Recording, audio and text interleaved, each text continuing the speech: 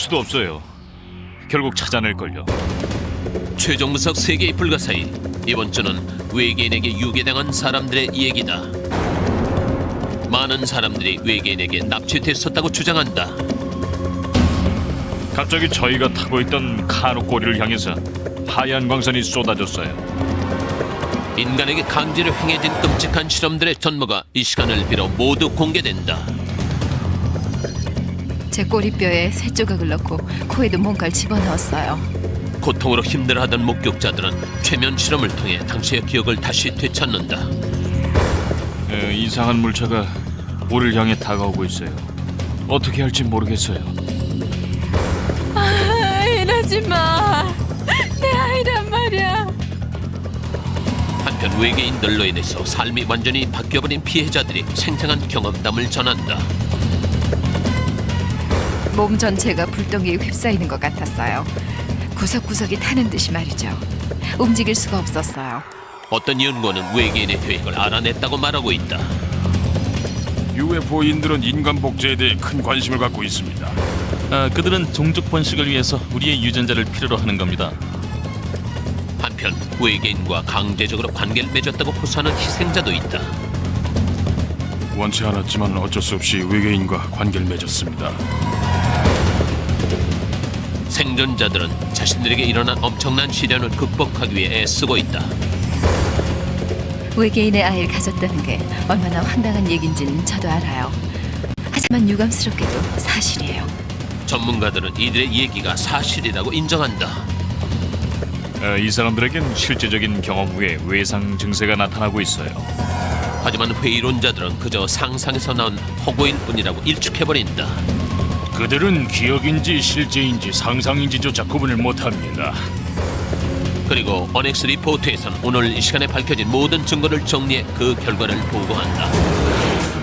과연 외계인과의 접촉이 가능한 것인지 끝없는 논란을 이야기해온 이 주제에 대해서 최종 분석을 내린다.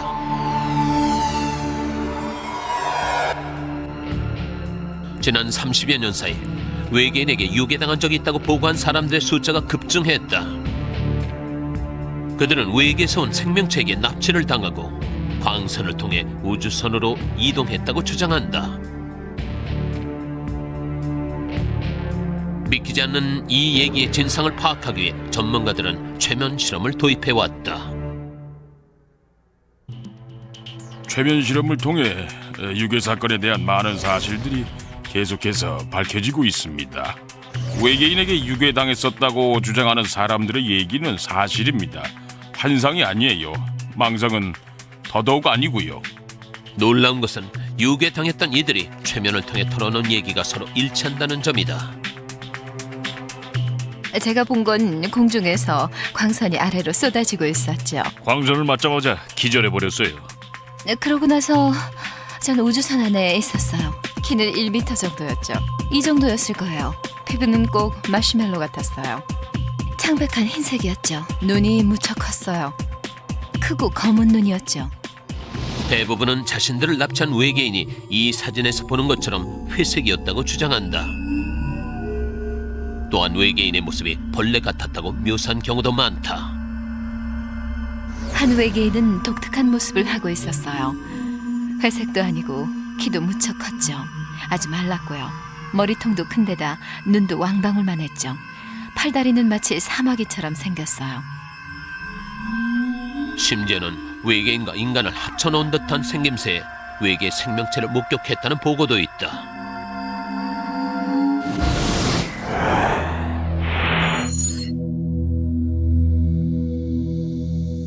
전문가들에 따르면 외계인에 의한 유괴 사건에 두드러지는 현상 중 하나는 이유를 알 수 없이 시간이나 날짜상에 공백이 생긴다는 것이다. 시간 상실 현상은 외계인에 의한 유괴 사건에 있어 아주 흔한 특징입니다. 자신이 어디 있었는지 전혀 기억을 못하죠. 그 원인을 외계인의 실험에서 찾는 견해도 있다. 실제로 대부분의 보고에서 희생자들은 기분 나쁜 의학 실험을 당했다고 밝히고 있다. 그들의 말에 따르면 금속으로 된 테이블 위에 눕혀진 채로 움직일 수가 없었다고 합니다. 수술실에 누워 있었던 것 같다고 해요. 그리고 기억나는 건 제 눈앞에 뭔가를 들이댔어요. L자 모양으로 생긴 쇠로 된 의학용 도구였어요. 그걸 제 목구멍에 갖다 대더니 이곳까지 집어넣었죠. 피해자들은 자신들 몸에 남아있는 상처를 외계인과 만났었다는 증거로 제시한다. 폭력적인 외계인을 만난 코니 스미스는 자신이 꿈을 꾼 거라고만 생각했다.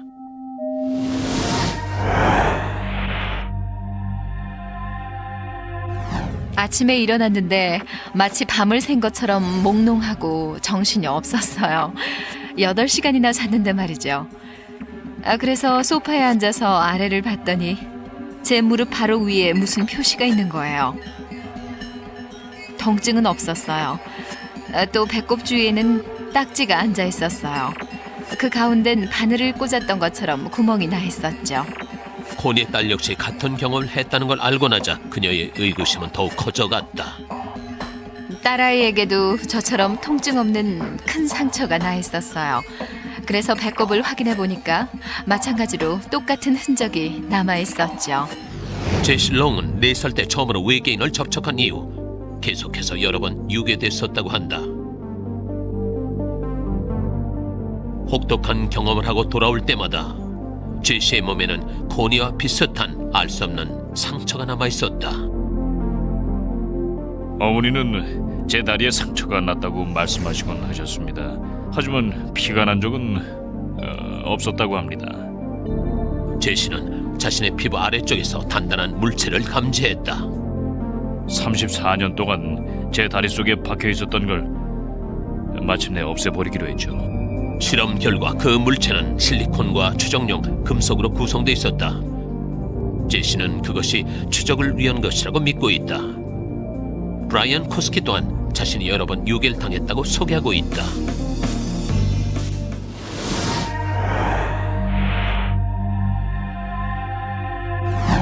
검고 커다란 삼각형이었습니다. 아주 천천히 하늘을 가로지르면서 움직였어요. 저는 그 물체를 따라 움직였는데 갑자기 멈추더군요. 그리고는 방향을 조금 틀더니 쉬 하는 소리를 내면서 계속해서 북쪽으로 나아갔어요. 전 그냥 바라봤죠. 그는 우주선을 움직이도록 허가를 받았다고 한다. 은으로 된 계기판을 갖고 있어서 우주선을 마음대로 조종하고 있었어요. 이게 그들이 항해할 때 쓰던 테이블입니다. 이들 증언이 단순히 환상에 불과한 것일까? 아니면 전 인류에게 막대한 영향을 끼칠지도 모를 대사건의 전조인가?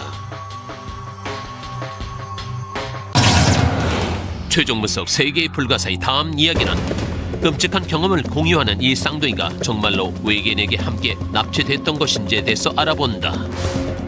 그리고는 저를 뒤로 눕게 하더니 일종의 항문 검사 같은 걸 하더군요.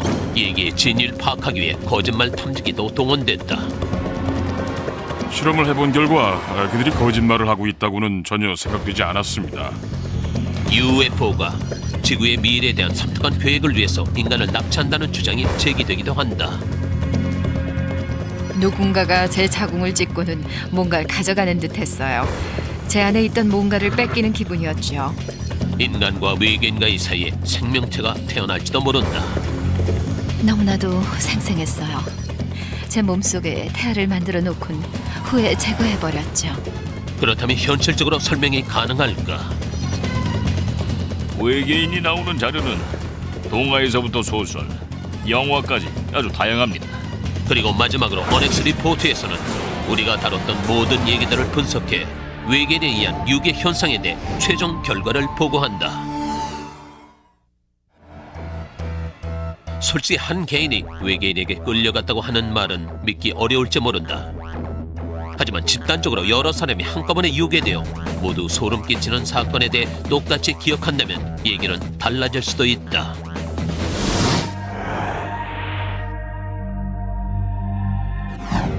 이상한 물체가 우리를 향해 다가오고 있어요. 어떻게 할지 모르겠어요. 제 몸이 산산조각 날 것 같아요. 메인주의 엘리게시 강에서 유괴를 당했던 4명의 남자들은 그날 이후로 아주 다른 삶을 살게 됐다. 야영도 하고 낚시도 하려고 엘리게시 강으로 놀러 갔죠. 우린 모두 무척 들떠 있었어요. 미술학도인 찰리 폴스와 척 렉, 쌍둥이 형제인 짐과 잭 와이너는 도시로부터 탈출해 메인주의 자연림 속에서 휴식을 취할 계획이었다. 당시 저희에겐 UFO 따위는 안중에도 없었습니다. 낚시나 즐기고 싶었죠. 주위가 너무 어두워 불을 피우기로 했어요. 그래서 야영지로 돌아가는 길을 알 수 있었죠. 우리 넷은 모두 카누를 함께 타고 호수를 조심조심 헤쳐나갔습니다. 한 15분에서 20분 정도 낚시를 했지만 별 소득이 없었죠. 그랬는데 갑자기 척 그렉이 야 이것 좀 봐, 엄청난 가스가 몰려오고 있어 라고 하더군요. 주위를 둘러보았더니 150에서 최대 200m 정도 떨어진 곳에서 떨리는 빛을 내는 커다란 구 같은 게 하늘에 떠 있는 걸 봤습니다. 저희는 그 하얀 빛에 압도됐죠. 아주 밝게 빛나는 구였습니다. 왠지 마음을 혼란스럽게 만드는 것 같았죠. 기본적으로는 흰 노란색이었어요. 그리고 갑자기 저희 카누의 꼬리 부분을 향해서 광선이 날아왔어요. 그때부터 저희는 무트로 올라가려고 정신없이 노를 젓습니다. 하지만 점점 더 가까이 다가왔죠. 저는 너무나 당황해서 어쩔 줄을 몰랐어요. 몇 초 후 물 위를 날며 우리 쪽으로 다가오던 광선은 어느새 우리 머리 위를 지나가더군요. 그때 생각했죠. 그 빛으로부터 도저히 벗어날 수 없을 거라고요. 그 다음 기억은 저희가 강가에 서 있었던 거예요. 야영지로 돌아온 잭 일행은 활활 타던 장작들이 재가 된 걸 발견했다. 길어봤자 20분 정도 경과했을 거라고 생각했습니다. 그런데 어떻게 그 사이에 다 타버린 건지 저희로선 알 수가 없었죠. 그들 중 누구도 시간 상실에 대해선 생각지 못했다. 게다가 무슨 일이 일어났는지 입을 열 생각조차 못했다. 저희들은 말 한마디 없이 강가에 가만히 서 있었어요. 말할 생각도 못했지요. 다들 너무나 얼떨떨했으니까요. 그 후로 12년 동안 이 사건에 대해선 거의 언급하지 않았다. 하지만 와이너 형제들이 이상한 악몽을 꾸면서부터 상황은 달라졌다. 아침에 일어나면 온몸이 땀에 흠뻑 젖어 있었어요. 심장도 빠르게 뛰었죠. 이상한 물체들과 함께 어떤 방에 들어가 있는 악몽을 여러 번 되풀이해서 꿨어요. 믿을 수가 없었습니다. 저도 똑같은 꿈을 꾸고 있었으니까요. 이 쌍둥이 형제 얘기를 들은 한 심리학자가 그들에게 UFO 연구가인 레이 파울라 박사를 소개해 주었다. 이 형제는 최면 실험을 받고 나서야 자신들이 경험했던 유괴 사건에 대해 기억해낼 수 있었다. 다음은 메인주로 낚시 여행을 떠났던 4명이 최면 상태에서 기억해냈던 얘기들을 녹음한 것이다. 이상한 물체가 우리를 향해 다가오고 있어요. 어떻게 할지 모르겠어요. 제 몸이 산산조각 날 것 같아요. 각자가 최면 속에서 털어놓은 당시의 괴로웠던 기억들은 서로가 거의 일치했다. 거기가 어디였는지는 모릅니다. 왼쪽 벤치에 동료들이 누워있는 게 보였습니다. 모두 벌거벗은 채로 있더군요. 생판 모르는 곳에 알몸인 채로 누워서 그 이상한 물체가 다가오는 걸 보고는 온몸이 얼어붙었죠. 외계인들이 무슨 지팡이 같이 생긴 걸로 형을 검사하는 걸 봤습니다. 그리고는 저를 뒤로 돌아눕게 하더니 일종의 항문 검사 같은 걸 하더군요. 굉장히 심한 압력과 열기를 느꼈습니다.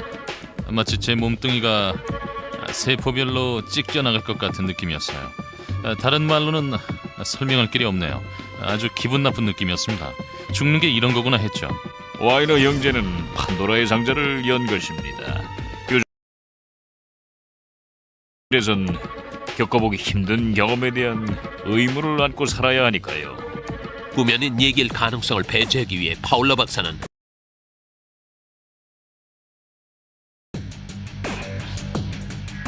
실험을 해본 결과 그들이 거짓말을 하고 있다고는 전혀 생각되지 않았습니다. 엘리게시에서 일어났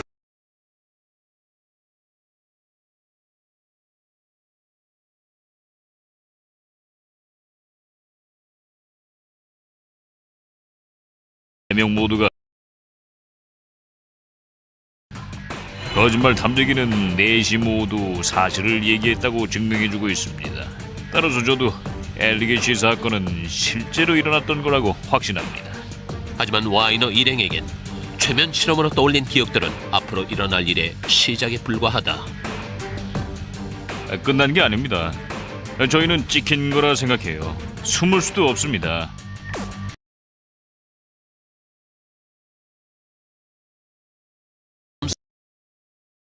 외계인들의 숨은 의도가 무엇인지 살펴본다. 이러지 마. 내 아이란 말이야. 아이를 떼어가려고 하자 큰 고통에 시달리며 울부짖는 것입니다. 인간 생체 실험과 어떤 연관을 갖고 있는지도 밝힌다. 유괴해온 사람들을 짝지어놓고는 관계를 갖도록 명령하기도 했어요. 자신들의 생식 능력이 쇠퇴한 겁니다. 그래서 인간으로부터 새로운 유전자를 얻으려는 거죠. 외계인에 대한 헐리우드의 시각도 함께 짚어본다. 영화 미지와의 조언은 인간이 상상하는 외계인의 모습에 적지 않은 영향을 끼쳤습니다. 그리고 어넥스 리포트에서는 오늘 알아낸 모든 사실들에 대해 다시 한번 정리하는 시간을 갖기로 한다. 피해자들은 한결같이 왜 이런 일이 자신들에게 일어나야 했는지 몹시 궁금해하고 있다. 인디애나주의 인디애나폴리스에 사는 데비 조단과 그녀의 어머니 자넷 화이트는 집 뒷마당에서 솟아나오는 빛나는 광선을 목격했다. 창문을 쳐다봤는데 불빛이 눈에 들어왔어요. 농구공만한 크기였죠. 뒤뜰 수영장 옆에 펌프 창고에서 이상한 빛이 흘러나왔어요. 데비는 곤충으로 무장한 채 그 정체모를 빛을 향해 다가갔다. 데비가 뒤뜰로 나가는 걸 지켜보고 있었어요. 그앤 펌프 창고로 다가가더니 문을 확 잡아당겼죠. 몸 전체가 불덩이에 휩싸이는 것 같았어요. 구석구석이 타는 듯이 말이죠. 움직일 수가 없었어요. 또 눈을 뜰 수가 없었어요. 관광객이 떼거리로 몰려와 제 앞에서 카메라 셔터를 막 눌러대는 것 같았죠. 하지만 그 후의 일들은 두 여인 모두 좀처럼 기억하지 못했다. 1시간 반 정도를 갔다 온 거였어요. 전 10여 분 정도로 생각했는데요. 데비는 곧이어 알 수 없는 병을 앓기 시작했다. 또한 뒷마당에서 기르던 개도 방사선병으로 의심되는 증상으로 인해 쓰러져 버렸다. UFO 연구원인 버드 홉킨스는 이 사건과 마찬가지로 눈부신 빛을 목격했다는 이웃들의 증언에 주시했다. 이 사건은 여태껏 봐왔던 어떤 사건들보다 뒷받침하는 증거들이 많이 있습니다. 홉킨스는 먼저 사건이 일어난 장소를 조사하기 시작했다. 그 뒤뜰도 사건 전에는 대부분의 흙처럼 검은 갈색의 비옥한 토양이었습니다. 하지만 사건 후 돌처럼 단단한 회색빛의 흙으로 바뀌어 버렸어요.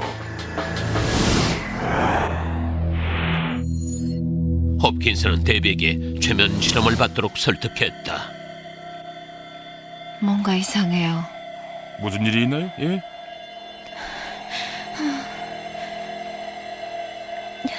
제가 납작하게 된 것 같아요. 납작하게요? 몸 전체가 말입니까? 제 배가요. 최면 실험을 통해 놀라운 사실이 밝혀졌다. 사건이 일어났을 당시 데비는 임신을 했었지만 곧 유산을 하고 말았던 것이다.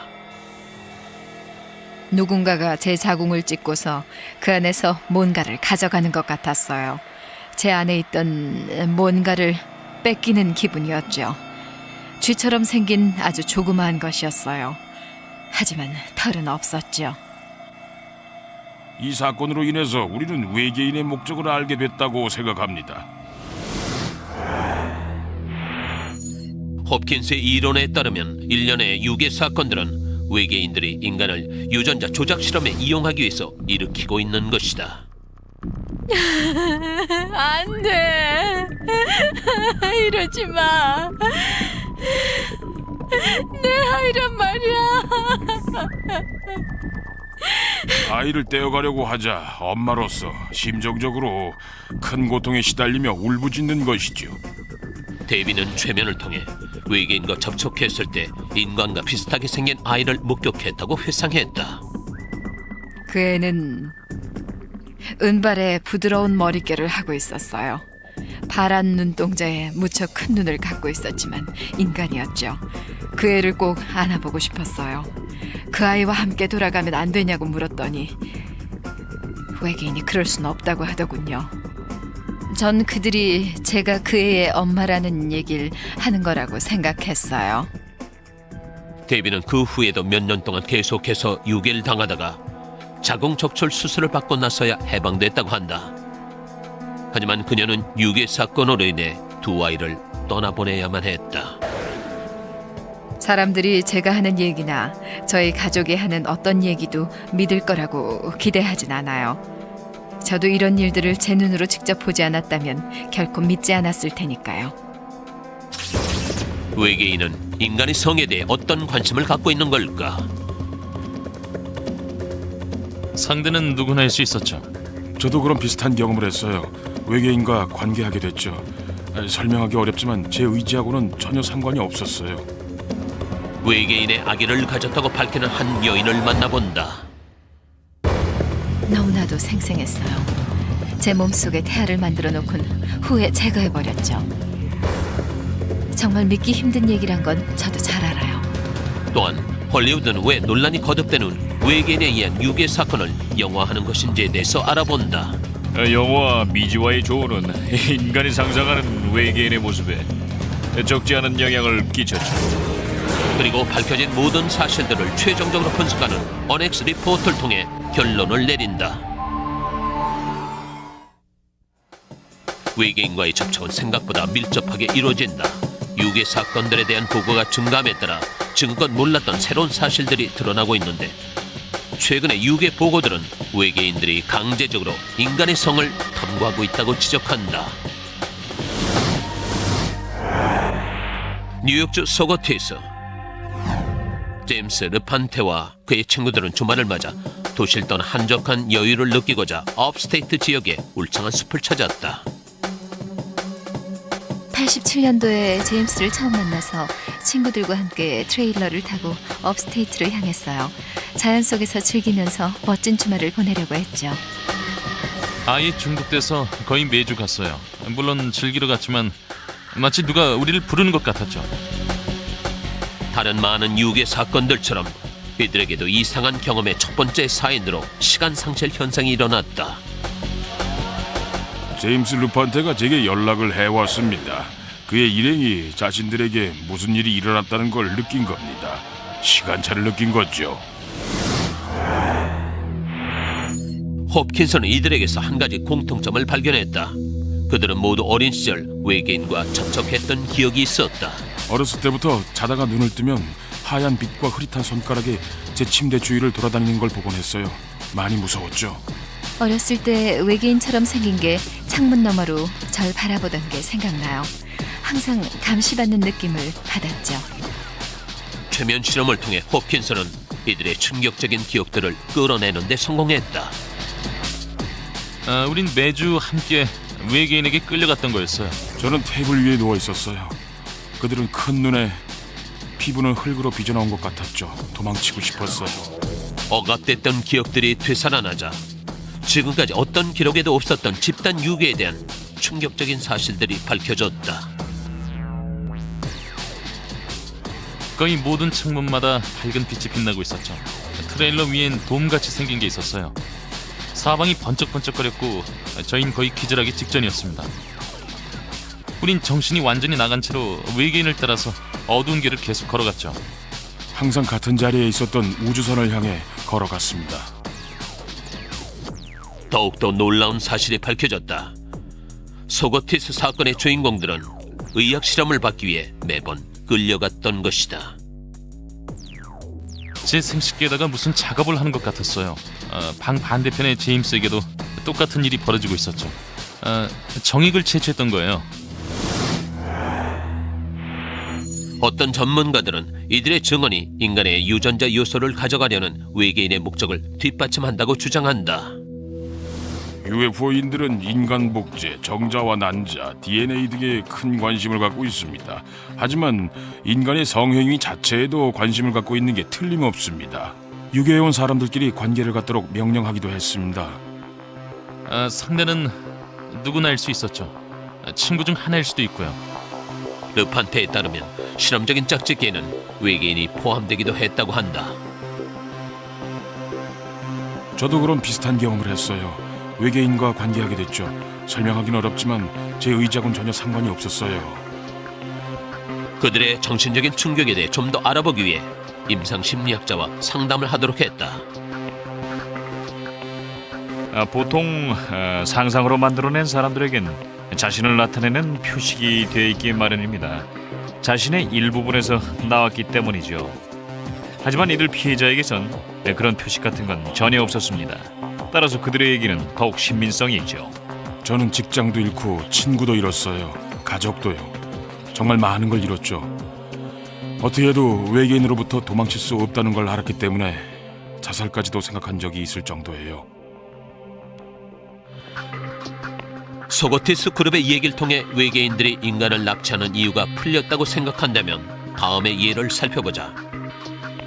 많은 사람들은 킴 칼스버그 사건이 외계인 유괴에 관한 또 하나의 수수께끼라고 생각한다.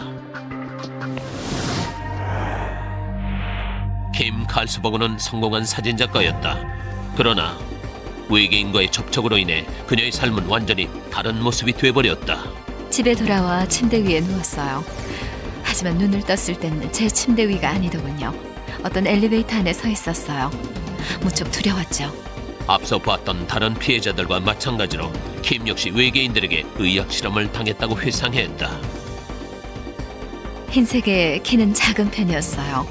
눈은 검은색으로 무척 컸고 옷은 없었어요. 그들은 테이블 위에 누워있는 사람들에게 뭔가를 했어요. 전 살 수 있을지 어떨지도 몰랐죠. 다른 사람들이 죽고 나면 그 다음은 내 차례겠구나 했어요.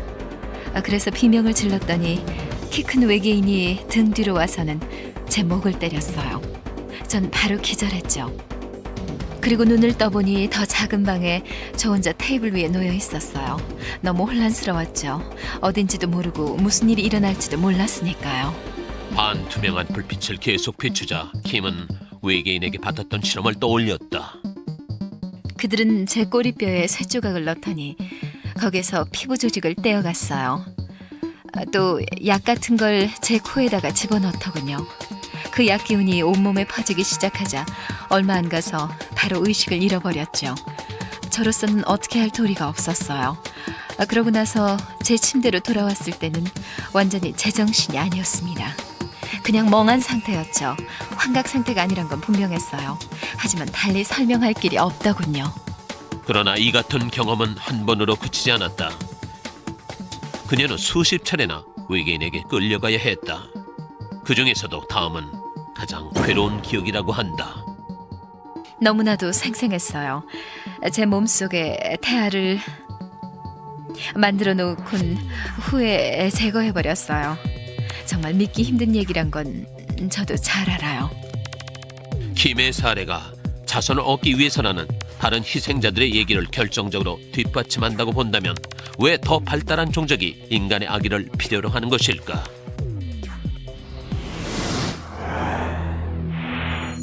이에 대한 한 가지 이론은 외계인의 진화가 이미 멈췄기 때문에 계속적인 성장을 위해서 인간의 DNA가 필요하다는 것이다. 이렇게 생각할 수 있지요. 외계인이 살던 별이 황폐해지자 자신들의 생식 능력 또한 쇠퇴한 겁니다. 그래서 인간으로부터 새로운 유전자를 얻으려는 것이죠. 자신들의 종족 번식을 위해서 우리의 유전자가 필요한 겁니다. 피해자들의 말에 따르면은 외계인들이 인간을 연구하고 인간의 성과 감정에 대해서 조사한다고 합니다. 어떠한 실험 목적을 위해서 인간을 이용한다고 주장을 하고 있죠. 그러나 킴의 얘기에 대해 아주 회의적인 사람들도 있다. 외계인의 아이를 가졌다고 하는 게 얼마나 황당한 얘기인지는 저도 잘 알아요. 세상이 제 얘기를 어떻게 받아들일지도 잘 알고 있죠. 하지만 유감스럽게도 사실이에요. 킴이나 다른 희생자들에겐 외계인에 의한 유괴 현상에 대해 더 많은 조사가 시급한 상황이다. 심도 있는 연구만이 그들의 주장을 증명하거나 아니면 이런 문제가 발생하는 이유에 대해 적절한 답을 줄 수 있을 것이다.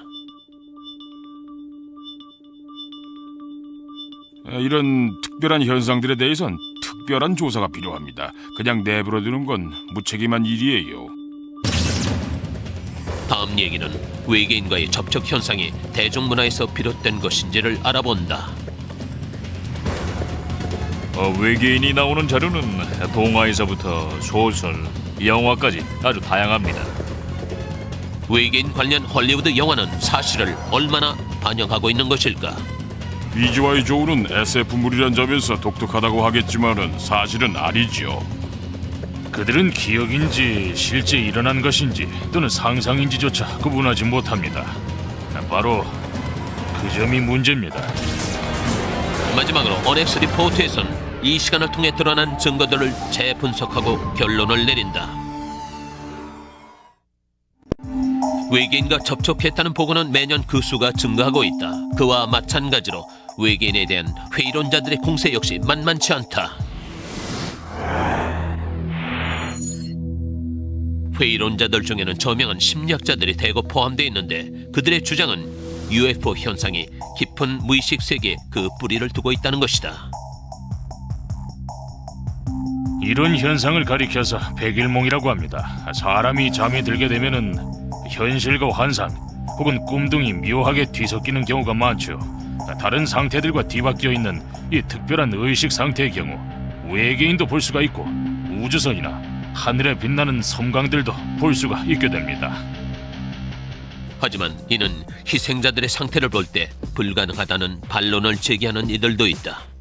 그들은 의지와 상관없이 어떤 외부적인 존재에 의해 큰 충격을 당했던 걸로 보입니다. 이런 경우 포스트 트라우마라는 외상후 증상을 남기게 되죠. 사실 이렇게 무기력한 상태에서는 정확한 판단을 하기 어렵다고 한다. 그들은 기억인지 실제 일어난 것인지 또는 상상인지조차 구분하지 못합니다. 바로 그 점이 문제입니다. 그게 환상이었다면 그건 아주 특별한 의미를 가집니다. 환상이 그런 상태를 만들었다는 거니까요. 그렇지 않다면 실제 일어난 거죠. 또 다른 지적으로는 50년대 중반 외계인을 대중문화의 아이콘으로 만든 SF 소설의 붐이 불기 전엔 외계인에게 납치됐었다는 보고가 거의 없었다는 점이다.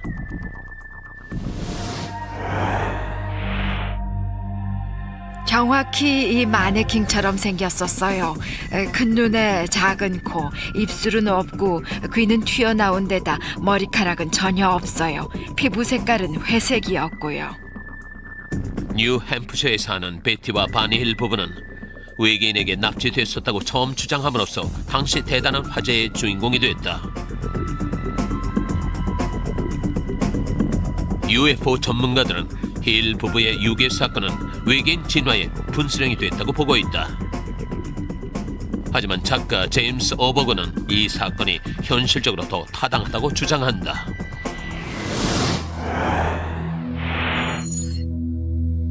베티의 기억들은 화성으로부터의 침공이란 영화와 바로 연결이 됩니다. 내용이나 장면들이 베티의 증언과 상당 부분 일치하죠. 영화 속에는 비행 접시에 의해서 유괴되는 장면도 나옵니다. 인간의 뇌나 다른 신체 부분엔 기억의 바늘이 꽂혀 있어 무의식적으로 작동을 하죠. 바니힐의 기억은 영화의 주요 장면과 맞아떨어지고 있다. 외계인의 외모에서 특이한 점은 눈 위에 3개의 주름이 진다는 거죠. 안구는 이마 쪽으로 향하고 있고요. 이건 아주 창조적인 이미지예요.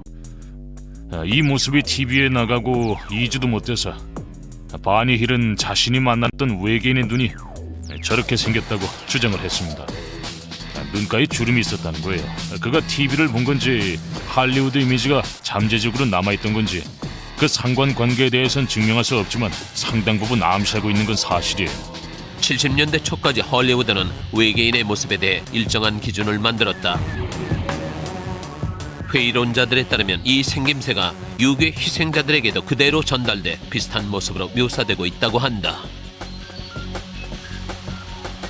가장 두드러진 부분은 눈입니다. 절대 잊을 수가 없죠. 아주 크고 위협감을 주는 검은 눈이었어요. 입은 무척 작았고 귀는 없었죠.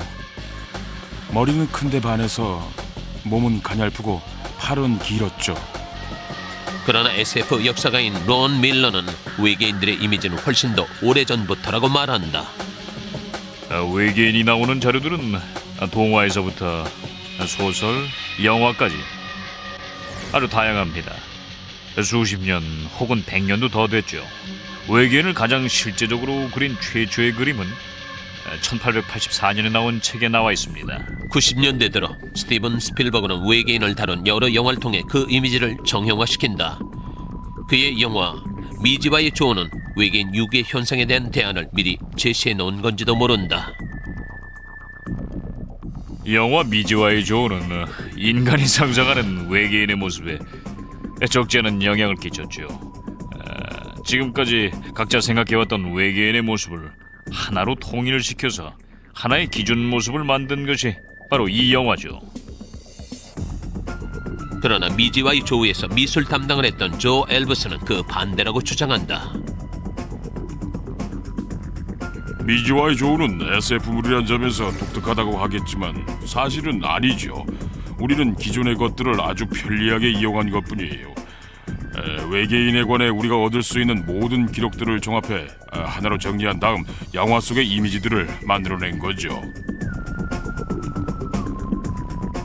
유명한 SF 일러스트레이터인 켈리 프레아스는 대중문화나 유괴 리포터들이 회색 외계인을 주로 표방하는 데 대해 적잖은 실망감을 나타내고 있다.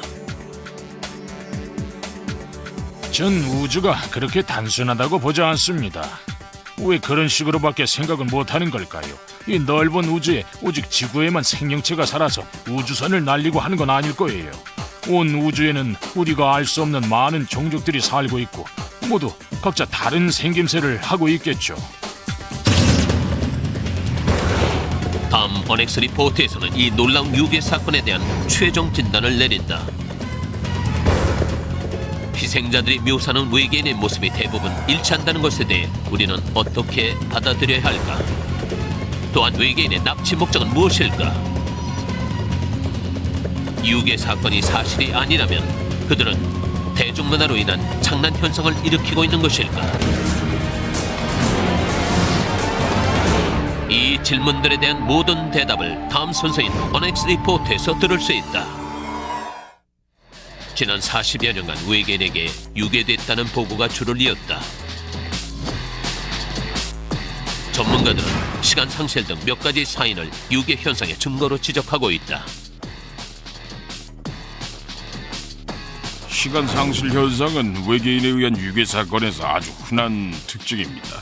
당사자는 자신이 어디 있었는지 전혀 기억을 못하죠.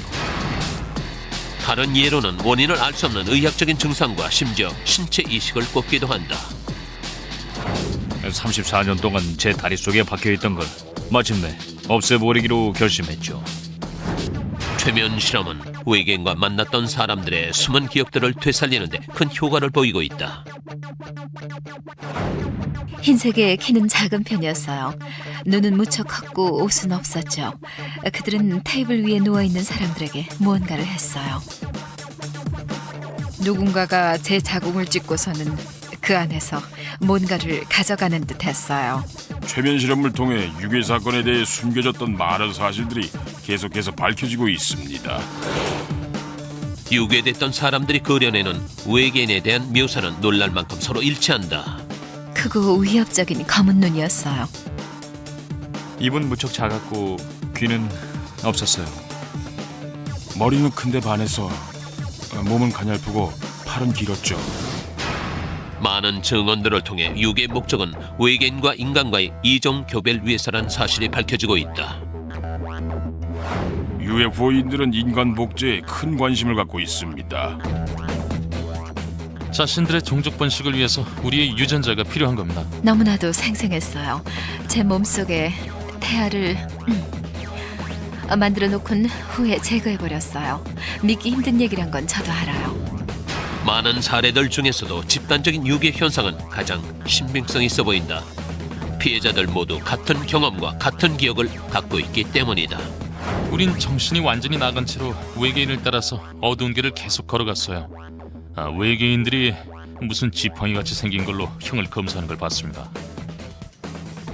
거짓말 탐지기의 결과는 이들의 얘기가 사실임을 입증해 주었다. 실험을 해본 결과 그들이 거짓말을 하고 있다고는 전혀 생각되지 않았습니다. 하지만 회의론자들은 헐리우드 영화를 통해 사람들이 외계인에 대한 환상을 갖고 있다고 주장한다. 사람들이 외계인의 생김새에 관심을 가질수록 기존에 있던 이미지들로 점점 더 굳어지게 되는 것이죠. 한 가지 확실한 것은 유괴 사건이 갖고 있는 많은 복잡한 문제들이 풀리지 않는 한 그에 대한 논의는 계속되질 거라는 것이다.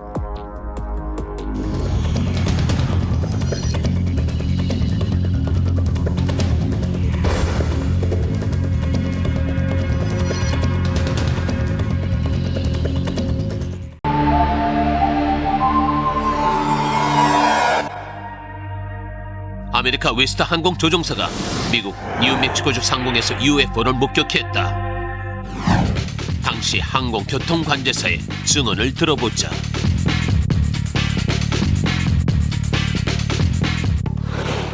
저는 관제탑에 있었죠. 아메리카 웨스트 항공 조종사가 100m쯤 되는 물체를 봤다고 했습니다. 조종사와 알버커키 관제탑의 대화 내용이 공개됐다. 이는 미국 정보자유법에 따른 것이다. CC 방향에 섬광이 비치는데 그게 뭔지 혹시 아십니까? 하지만 레이더망에 포착된 것은 없었다. 그럼 지금 하늘에 떠 있는 건 뭡니까? 더 있다고요? 확실합니다. 이쪽에선 잡히지가 않는데요. 고도는 어떻게 되죠? 정확하진 않지만 대충 3만 피트 정도? 크기도 엄청난데요. 알버커키 관제탑에서는 북미 항공우주사령부에 이 사건을 보고했다. 과연 어떤 분석이 나왔을까? 계속하세요. 타이완 상공에 거대한 기구가 떠 있는지 확인해 주시겠습니까? 확인된 바 없습니다. 그래요? 3만 피트 상공에서 섬광이 번쩍이는 커다란 물체가 목격됐다는데요. 네? 수상하군요. 수상하다뇨? 글쎄요, UFO인가 보죠? 비행기가 타이완 상공에 있긴 한데. 예, 계속 관찰해 주세요. 알겠습니다.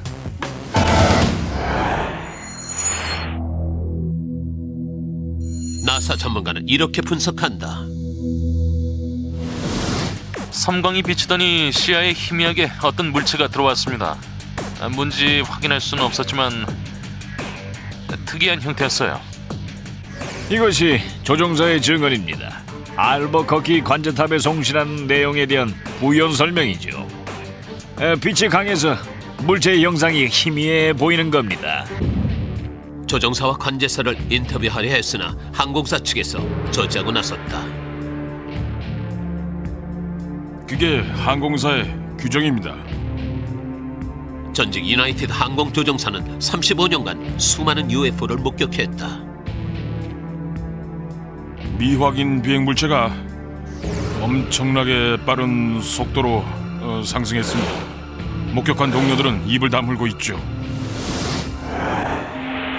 소문이 잘못되면 항공사 수입이 줄어드니까요. 우리는 UFO를 목격하고도 입을 다물 수밖에 없는 실정입니다. 항공사 정책에 따르는 수밖에요. 회사는 조종사와 승무원의 발언으로 수입이 저하되는 걸 꺼립니다. 북미 항공우주사령부와 알버커키 관제탑의 교신 내용을 들어보자. 이전에도 UFO를 목격했다는 조종사 제보가 들어왔는데요. 예, 우리가 있죠. 이쪽에서도 찾고 있는 중이에요. 의심 가는 물체를 추적 중인데 속도는 시속 720km 정도? 한 3, 4분 추적했는데 상당히 고도가 높군요. 정체는 밝혀졌습니까? 위치만 확인했죠. 당시 레이더로 추적하던 물체는 UFO예요. 응답이 없었죠. 만약 항공기나 전투기였다면 응답을 해야 합니다. 레이더망에 잠시 UFO의 움직임이 포착됐다는 게 신기합니다. 전문가들도 이를 UFO라고 확신한다. 경찰과 관제사 그리고 항공우주사령부의 증언이 일치하기 때문이다. 아메리카 웨스트 항공 조종사가 본 빛은 UFO일 것입니다. 잘 분석하면은 새로운 사실이 밝혀지겠죠. 조종 경력 15년 만에 처음 겪는 일이었죠. 속출하는 미스터리.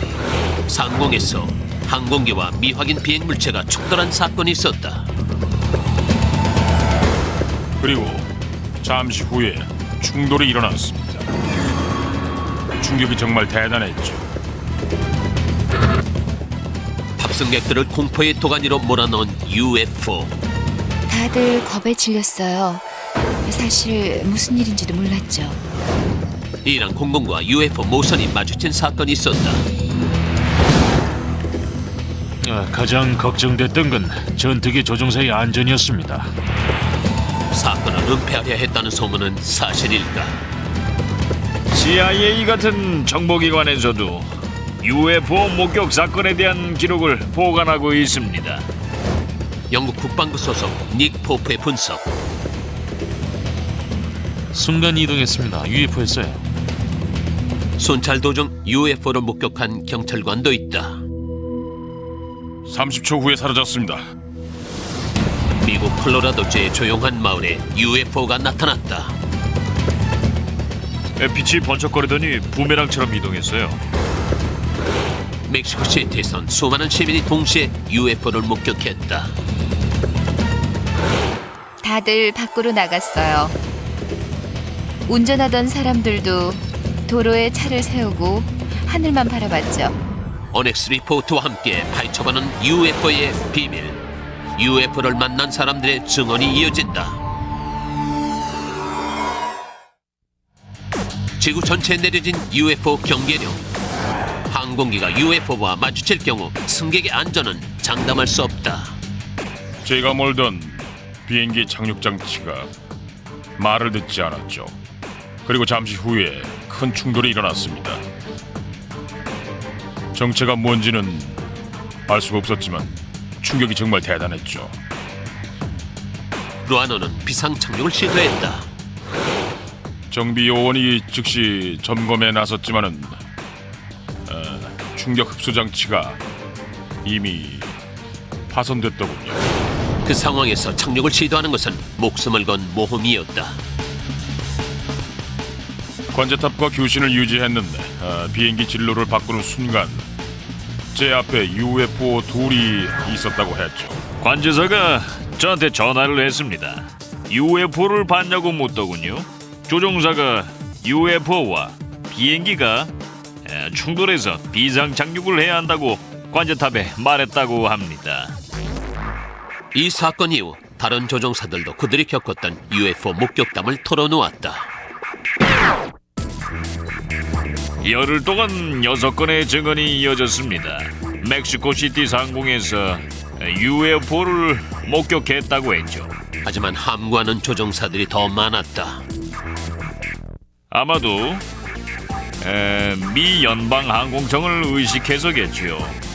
그러니까 만약 UFO가 목격된 지역이 미국이라면 문제가 달라져요. 이거 매우 민감한 사안입니다.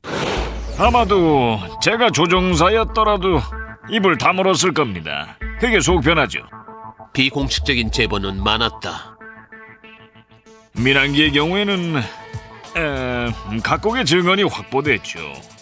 전투기라든가 X-15 실험기 조종사들도 목격했고 나사의 비행실험 중에도 UFO를 목격했다고 합니다. 멕시코 조종사 협회에서는 UFO와 항공기 충돌에 대한 준비 작업을 하고 있다. 조종사와 레이더 관제사의 긴밀한 협조가 요구됩니다.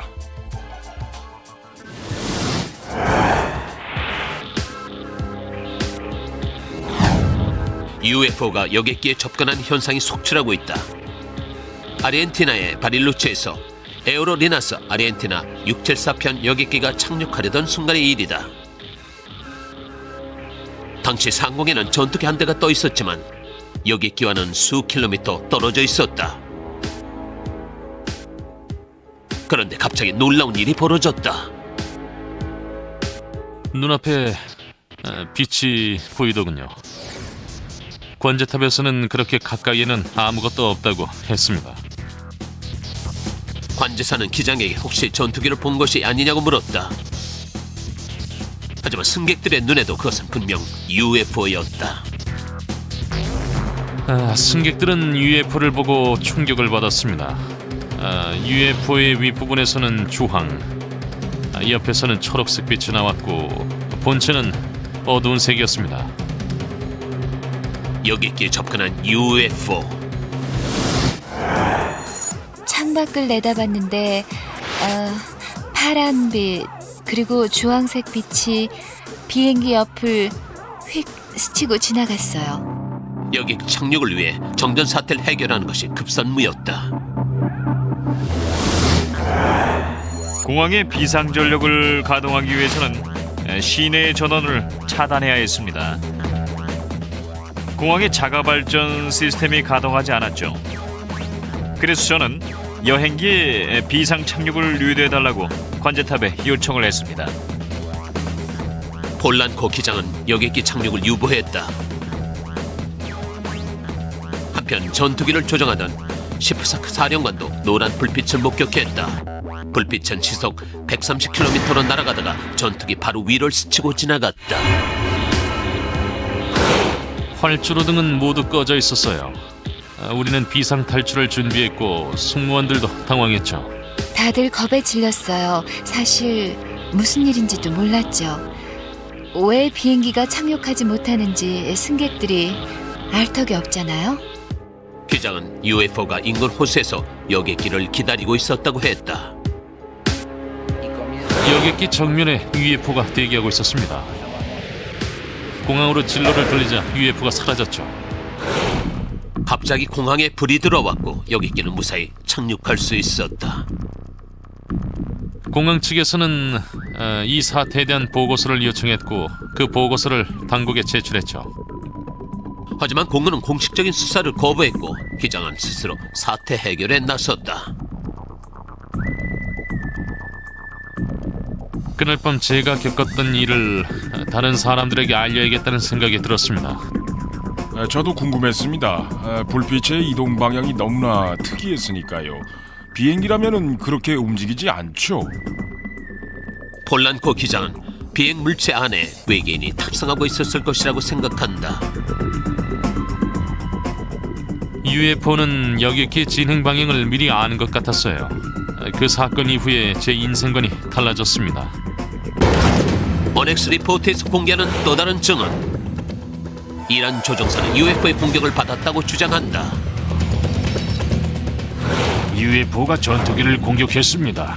그런데 전투기의 발사 장치가 고장이 났어요. 이 사실은 공개되지 않았다. 군에서 이 사실을 기밀로 하려 했던 그 저희가 궁금합니다. 영국에선 경찰과 군인들이 UFO를 목격했다. 시꺼멓고 쐐기처럼 생긴 물체였습니다. 미확인 비행 물체의 정체는 과연 무엇일까? 설명하긴 어렵지만 외계에서 온 것일 가능성이 큽니다. 콜로라도에서 일가족이 UFO를 목격했다. 하늘에서 말이죠. 아주 강한 빛이 번쩍였어요. 하얀 섬광이었죠. 그리고 역사상 최대 규모의 UFO 군단이 상공에 출현했다. 제 평생에 그런 물체는 처음 봤습니다. 어넥스 리포트에 담겨있는 생생한 목격담. 잠시 후 사건별로 하나씩 분석해보자. UFO를 목격했다고 주장하는 군인들의 제보가 늘고 있다. 이란의 테헤란. 항공교통 관제사들은 메라바드 공군기지 인근 상공에서 이상한 물체를 발견했다. 그것은 여객기보다 큰 비행체였다. 뭔지는 모르겠지만 빨리 움직였어요. 헬리콥터나 비행기가 아닌 건 확실했습니다. 그래서 UFO라는 생각이 들었죠. 공군은 F4 전투기를 현장에 긴급히 투입했다. 전투기 조종사는 23,000피트 상공에서 빛을 발하는 물체를 발견하고 그 물체 쪽으로 다가갔으나 강한 자기장 때문인지 기기가 말을 듣지 않았다. UFO가 위험한 대상을 통제하는 방식입니다. UFO에 위협을 가하지 않으면 자기장이 약해지고 비행기는 정상 상태로 돌아가죠. 수화기를 내려놓고 창가로 달려가 하늘을 봤습니다. 유난히 큰 별이 눈에 띄었죠. 크기는 다른 별의 2배 정도였어요. 관제탑에 이 현상에 대해 물어봤더니 조종사와 통신이 두절됐다고 답했습니다. 가장 걱정됐던 건 전투기 조종사의 안전이었죠. 전투기가 진로를 바꾸자 통신이 재개됐다. 조종사에게 명령을 내렸습니다. 기존의 임무를 계속 수행하고 비행체에 대한 정보도 수집하라고 했죠. 조종사는 모선에서 작은 비행체들이 떨어져 나와 전투기 쪽으로 돌진했다고 말했다. 접근하는 UFO를 격추하려는 순간 전투기의 발사 장치가 고장이 났어요. 미사일이 발사되지 않았습니다. 결국 UFO를 격추할 수가 없었어요. 긴급 탈출도 불가능한 상태였습니다. 대책이 없었죠. 그래서 기도를 했습니다. 신이시여, 조종사를 지켜달라고요. 조종사가 전투기 기술을 돌려 작은 비행체들로부터 16km 떨어진 곳에 이르자 시스템이 정상으로 돌아왔다. 비행체들은 인근의 산에 착륙했다. UFO가 착륙할 때 관제사가 다급한 목소리로 이렇게 말했습니다. 준장님, UFO가 메헤라바드에 착륙하려고 합니다. 하고 말입니다. 한편 UFO 모선은 기지로 돌아가는 F4 전투기를 따라왔고 기지는 정전이 됐다. 이유를 알 수 없었죠. 다들 의아해했어요. 왜 갑자기 정전이 된 걸까요? 유사한 사건이 많습니다. UFO가 출현하면 지상의 광범위한 지역에서 정전이 일어나곤 하죠. 모선은 서쪽으로 이동했다. 그날 밤 카이로와 리스본에서도 UFO가 목격됐다. 첩보기는 아닌데 정체를 모르겠습니다. 외계에서 왔을 수도 있죠. 이란 신문에서는 이 사건을 대서특필했다. 헤드라인으로 보도된 이후 본격적인 사건 수사가 시작됐다. 하지만 그는 목격자의 인터뷰를 제지했다. 이유는 모르겠지만 굴에서는 제가 언론과 인터뷰를 하지 못하도록 막았습니다. 사건의 진위를 두고 여론이 분분했고 급기야 유세피 춘장이 증거 수집에 나섰다. 전투기 조종사에게 그 UFO를 계속 찾아보라고 명령했습니다. 수집된 자료는 정체불명의 기계음뿐이었다. 신호 같은 기계음이 들렸습니다. 신호 종류는 몇 가지 됐는데 기계음 같았어요. 진동수나 파동 등의 영향을 받아 음이 변조됐겠죠. 어쨌든 기계에서 내는 소리였습니다. 자연 음향은 아니었어요. 그날 밤 미국의 첩보 위성도 대란 상공에서 이상한 신호를 탐지했다. 뭔가가 잡혔죠. 데이터를 분석해본 결과 그날 밤 사건이 있었던 것만은 확실한데 정체를 모르겠습니다. CIA 같은 정보기관에서도 UFO 목격 사건에 대한 기록을 보관하고 있습니다. 그렇다면 미국이 이란군의 수사에 관여했다는 말인가? 그 사건이 그 정도로 중요한 것이라면 미국 국민들은 알 권리가 있죠. 퇴역한 이란군 지휘관은 미국 정부에 UFO에 대한 정보를 제공했다. UFO가 확실합니다. 저희 경험을 바탕으로 판단해 볼 때 미국이나 러시아의 비행기는 아니었습니다. 인간의 기술로 만든 것이 아니라 그보다 뛰어난 기술력을 가진 외계인들이 만든 것으로 추정됩니다. 미국에 정보를 제공할 때 우리가 목격한 UFO의 상승 속도와 가속도가 전투기보다도 빨랐다는 점을 강조했습니다. 정체가 밝혀지진 않았지만 군인들은 UFO라고 믿고 있다. 확실히 UFO였어요. UFO는 존재합니다. 그들은 인간과 접촉할 방법을 모색하고 있습니다. 자, 이제 영국으로 건너가 보자. 어느 날 밤 영국에 출현한 UFO. UFO 목격 사건은 영국에 유례없는 큰 충격을 불러일으켰죠. 경찰이 UFO를 목격했다. 시간이 일치했죠. 우리도 그 시간에 목격했어요. 살리다에서는 대낮에 UFO가 출현했다. 남들이 잘못 봤겠거니 했어요. 근데 UFO를 본 순간 할 말을 잃었어요. 멕시코 시티에서는 수많은 시민들 앞에 수백 개 UFO가 동시에 출현한 사건이 발생했다. UFO 군단이 출동했죠. 영국과 멕시코에 나타난 UFO. 어넥스 리포트는 그 비밀에 도전할 것이다.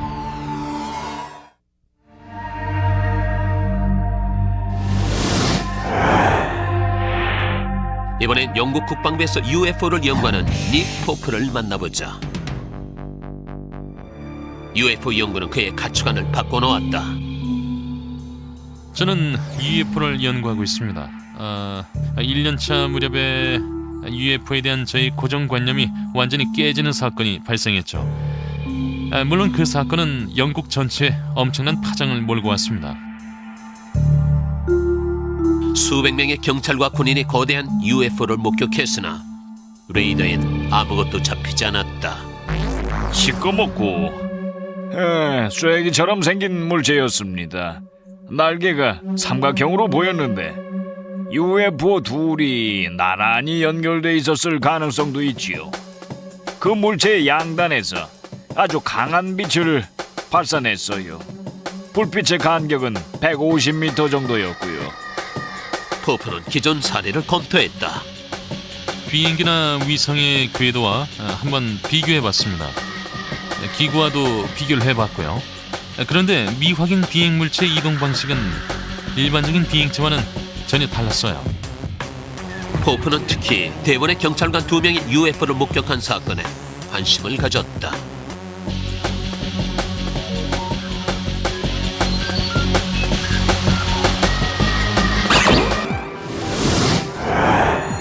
서로 멀뚱멀뚱 쳐다보다가 차를 세우고 밖으로 나갔죠. 우리가 본 불빛들은 한 물체에서 나오는 것 같았는데 그 물체가 안 보였죠. 동시에 움직였고 일반적인 비행기 크기였지만은 소음이 엄청났어요. 30초쯤 후에 사라졌습니다. 정말 신기한 경험이었죠. 세 군데에서 빛이 났고 우리 차에 다가왔어요. 뭐라고 단정할 수가 없네요. 저도 난생 처음 보는 거라서요. 신기했죠. 그날 밤 하늘에서 불빛을 본 목격자는 또 있었다. 코널 경관도 그 불빛을 봤다고 저에게 말했습니다. 동료들도 무전기를 통해 목격 사실을 전해줬죠. 영국 남부에 근무하는 경찰관들의 UFO 신고가 이어졌다. 다른 경찰관들의 경우 우리와는 100km 정도 떨어진 곳에서도 목격했지만 시간이 일치했죠. 우리도 그 시간에 목격했어요. 그게 의문입니다. 어떻게 그럴 수가 있죠? 믿을 만한 증언입니다. 경찰이라면 불빛을 착각하진 않으니까요. 영국군도 그 물체의 정체를 밝혀내진 못했다. 국방부의 닉 포프는 이 사건을 집중 수사하기로 결심했습니다. 저한테 정보를 아주 많이 제공했어요. 편지도 보냈죠. 지도까지 첨부했는데 그렇게 자세한 정보는 처음 접했습니다. 포프는 UFO가 목격된 군기지 목록도 정리했다. 저희 쪽에 군인들도 제보를 했습니다. 거대한 물체가 군기지 부근을 아주 낮은 고도로 비행하고 있었다고 했는데 레이더에도 잡히지 않았습니다. 당시 상공에는 군 전투기도 없는 상황이었어요. 미확인 물체가 상공에 출현한 건 사실이지만 레이더에 포착된 건 아무것도 없었습니다. 거대한 UFO가 군기지 위에 출현했는데 어떻게 이를 탐지하지 못한 것일까? 전문가들은 UFO가 순간 이동할 수 있기 때문이라고 분석한다. 대단히 위험한 상황입니다. 광범위한 지역에 동시 출현한 UFO는 국가 안보의 위기를 초래할 수도 있죠. 설명하긴 어렵지만 외계에서 온 것일 가능성이 큽니다. 인간의 기술력을 초월하니까 말이에요. 콜로라도주의 살리다는 해발 2km에 위치한 한적한 마을이다. 하지만 UFO의 출현으로 마을이 소란해졌다. 오전 9시 30분쯤인가? 제 딸 브랜디하고 마당에 나왔는데 브랜디가 하늘을 보더니 비가 올 것 같다고 했죠. 비가 오거나 번개가 치면 소풍을 못 가잖아요. 그런데 이상한 거 봤어요. 믿을 수 없는 일이었다. 하늘에서 그러니까 아주 강한 빛이 번쩍였어요. 하얀 섬광이었죠. 어떻게 보면 그게 부메랑하고 비슷하기도 했습니다. 에드워즈가 경영하는 식당의 종업원 마이클 마기어도 UFO를 목격했다. 제가 여기 서 있었거든요. 세 군데에서 빛이 번쩍거리더니 부메랑처럼 이동했어요. 남들이 잘못 봤겠거니 했어요. 근데 UFO를 본 순간 할 말을 잃었죠. 에드워즈가 촬영한 비디오는 정말 훌륭한 자료입니다. 대낮에 촬영됐다는 점이 특이하고 목격자도 많았죠. 촬영된 비행 물체는 무척 거대해 보였습니다. 여러 명이 동시에 대낮에 목격한 경우는 아주 드물어요.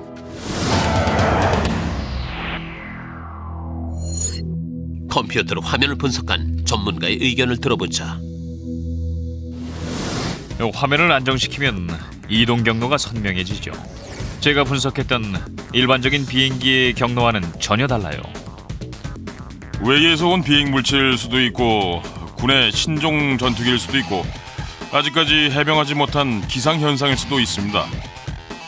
가족과 함께 본 UFO의 정체에 도전하는 에드워즈. 이 사건에 관한 자료를 수집했죠. 제 힘으로 정체를 밝혀낼 겁니다. 최대 규모의 UFO 목격 사건. 멕시코시티 시민들이 UFO의 출몰에 열광했다. UFO 군단이 출동했죠.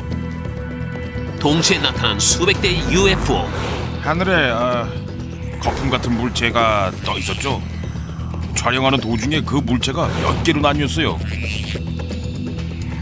제 평생 그런 물체는 처음 봤습니다. 오넥스 리포터와 함께 파헤치는 미확인 비행 물체의 정체. 잠시 후 멕시코시티 사건을 집중 분석해본다.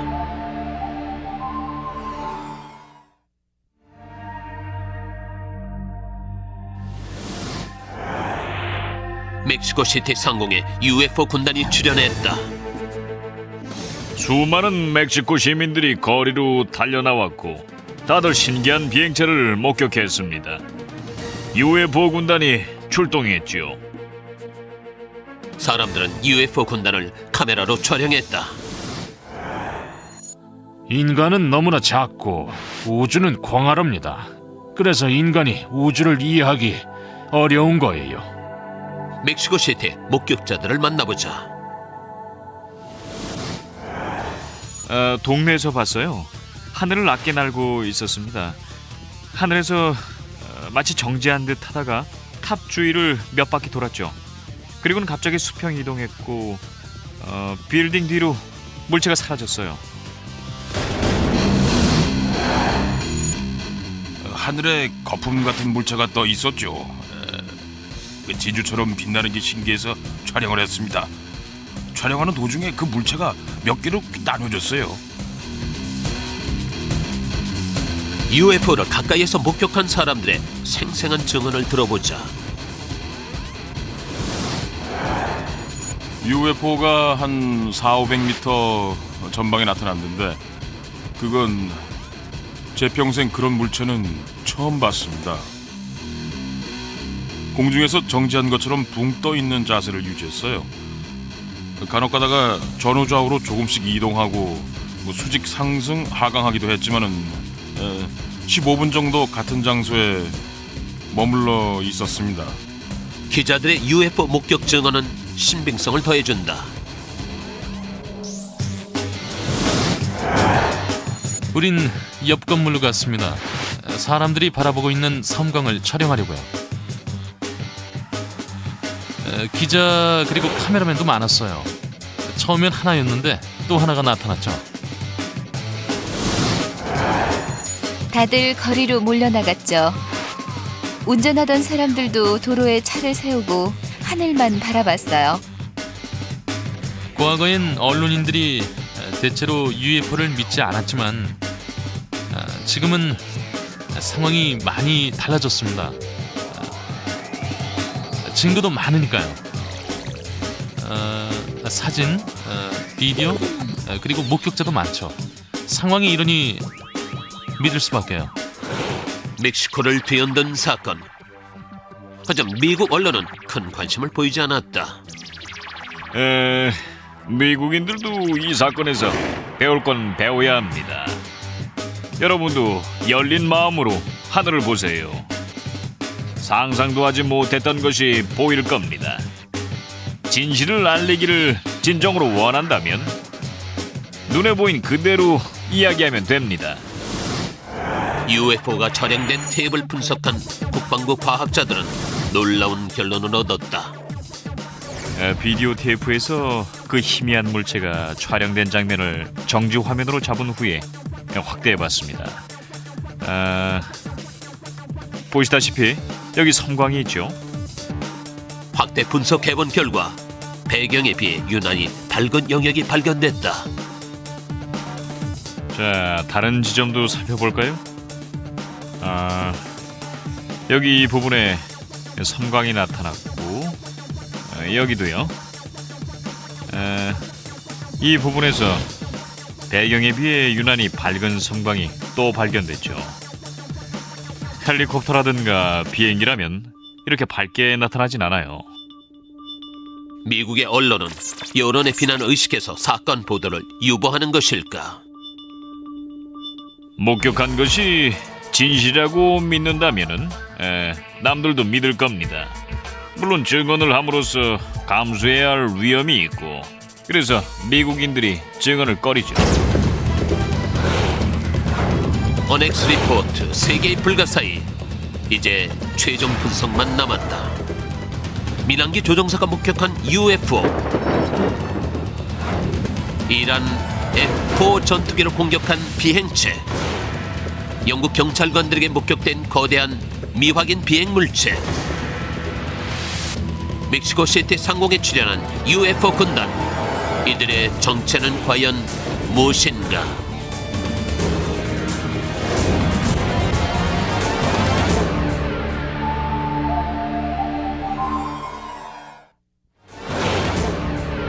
지구 전역에서 목격되는 UFO의 비밀을 벗겨라. 조종사가 실시간으로 전송한 UFO 목격담. 아메리카 웨스트 항공 조종사는 뉴멕시코 상공에서 거대한 물체를 발견했다. 3시 방향에 섬광이 비치는데 그게 뭔지 혹시 아십니까? 하지만 관제탑의 레이더엔 아무것도 포착되지 않았다. 그럼 지금 하늘에 떠 있는 건 뭡니까? 북미 항공우주사령부에서도 추측만 하고 있을 뿐. 수상하군요. 수상하다뇨? 글쎄요, UFO인가 보죠? 번개가 치더니 멀리서 어떤 물체가 보였습니다. 특이한 영상이었다는군요. 당시 레이더망에 포착된 물체는 UFO입니다. 응답이 없었죠. 만약 항공기나 전투기였다면 응답을 해야 합니다. 여객기 바로 곁을 스치고 지나가며 위협을 가한 비행체의 정체는 과연 무엇인가? 충돌이 일어났습니다. 당시엔 그게 뭔지 몰랐지만 UFO가 2대 있었어요. 아르헨티나에 나타난 UFO는 여객기의 비상 착륙을 방해해 승객과 승무원을 공포에 떨게 했다.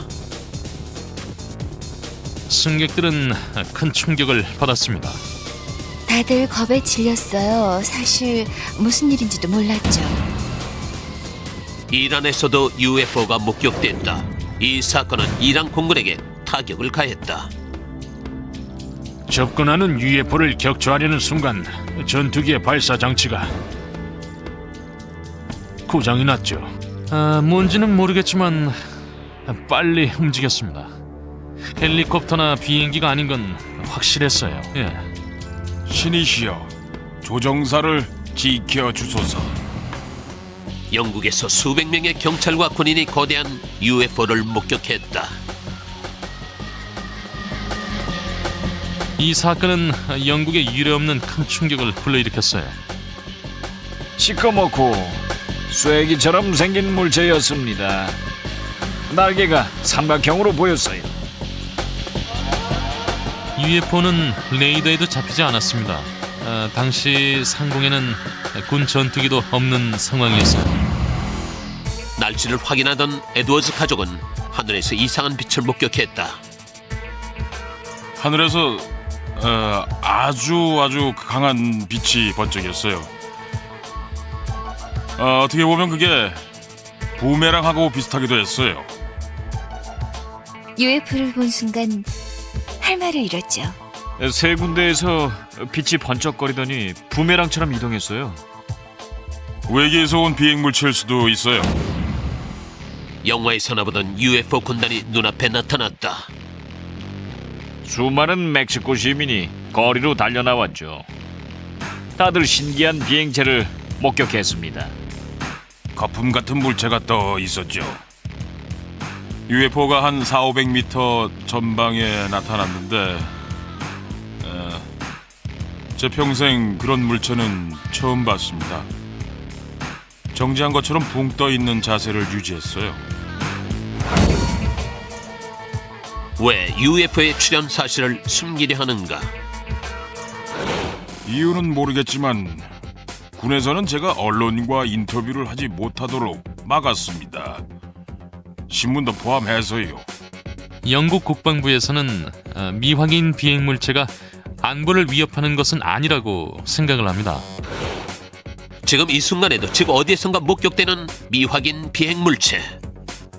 시민, 조종사, 경찰, 군인까지 목격자들은 점점 늘어가는 추세지만 UFO의 정체는 아직까지 불가사의의 영역에 남아있다.